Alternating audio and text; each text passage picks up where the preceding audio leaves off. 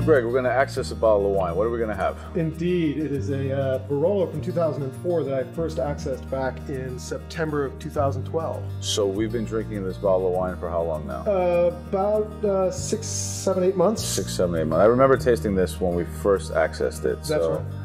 Oh, it's a delicious 04, being a very powerful and ripe vintage in Barolo. It'll be really interesting to see how it's holding up. Yeah, let's find out. I haven't tried it in a while. You tell me when.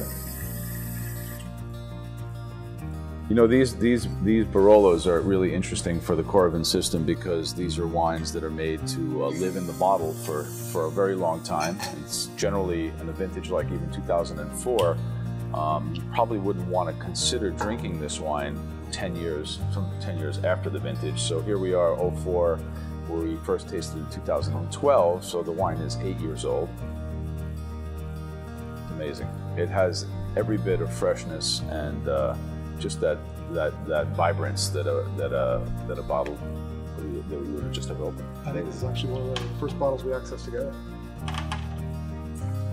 Every time you access the bottle, it's like pulling the cork on a fresh bottle of wine. That's exactly right. The way that I developed this device was by really applying science to the entire system.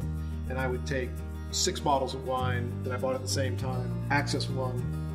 1 month later, I'd access that versus an untouched control and taste it with other friends to see whether or not they could tell the difference behind it.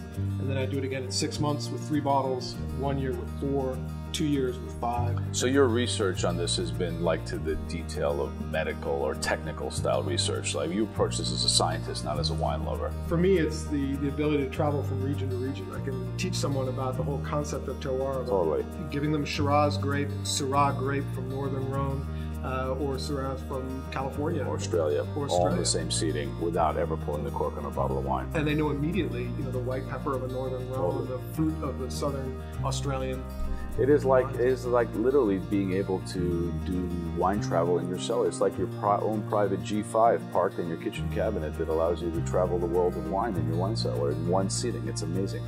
From my perspective, I've seen too many times people who have collected more wine than they could possibly consume. Happens all the time. And the greatest tragedy that I've seen is when people say that's too good to drink. Right. And they collect more and more and more. You've ended that dilemma. I certainly do. I think you have.